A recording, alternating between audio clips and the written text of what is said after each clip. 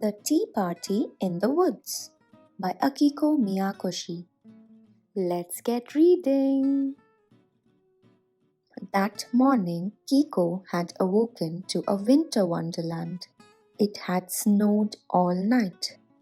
Now, her father was off to Grandma's house to help clear the walk. Is this the pie for Grandma? Kikko asked her mother, spotting the box near the door. Oh dear, her mother said. Your father forgot it. I can still catch up to him, said Kikko. All right, but hurry. Grandma's house was on the other side of the woods. Kikko set out, following her father's tracks in the fresh snow. The woods were very still and so quiet. Kikko's footsteps were the only sound. After a while, Kikko spied a figure up ahead in a long coat and a hat. Papa, she called as she ran to catch up. She struggled in the deep snow and fell. The pie box was crushed. Kikko felt like crying, but her father was almost out of sight. So she picked up the box and hurried after him. Kikko followed her father all the way to a strange house. Has it always been here? Kikko wondered. She couldn't remember having seen it before. She watched as her father went inside. Curious, Kikko peered through the window. She watched as he took off his long coat and hat. But he wasn't her father at all. Kikko had been following a great big bear. Are you here for the tea party? Asked a kind voice. Kikko turned to see a little lamb standing nearby. This way, said the lamb, gently taking Kikko's hand and leading her inside. Kikko couldn't believe her eyes. And what did the other animals say when they saw her? Welcome! They cheered. A small rabbit led Kikko to her seat. You must be cold. Said a boar.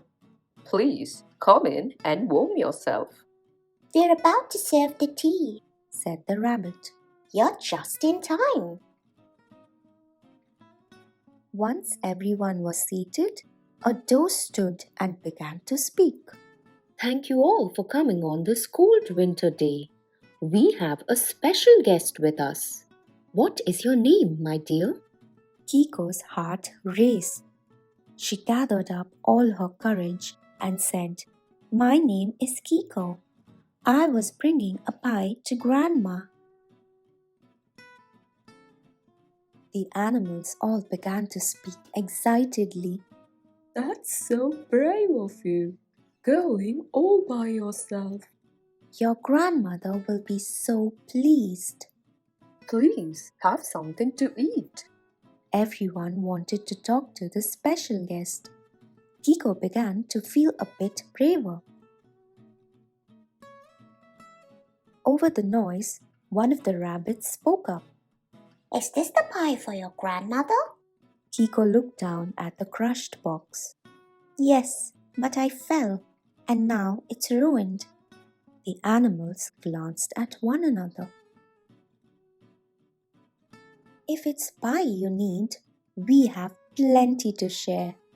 Slice by slice, they assembled a new pie on a pretty plate. Each pie had a different filling of seeds and nuts and fruit and other delicious things gathered from the woods. The doe carefully placed the plate into a new box and tied it with a red ribbon. How nice, said Kikko. She was so excited that she wanted to take the pie to Grandma at once.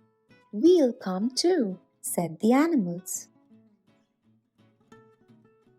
The woods were filled with joyful sounds as everyone paraded to Grandma's house, singing and laughing and playing music as they went. This way, the animals called. Kikko held the pie box tightly and walked on. At last, they reached Grandma's house. Go on, the animals encouraged Kikko. Kikko knocked on the door and called, Grandma, I've brought you a pie. Grandma and Kiko's father appeared at the door, surprised. Kikko handed them the box. My dear, did you come all this way on your own? Asked Grandma, stepping inside. Kikko looked around, but the animals were nowhere to be seen. You are never alone in the woods, Kikko answered, smiling. She was sure her new friends were listening. Together, they enjoyed the various delicious pie slices Kikko brought. For more book read alouds, do like, share, and subscribe. See you next time on Pixie Time.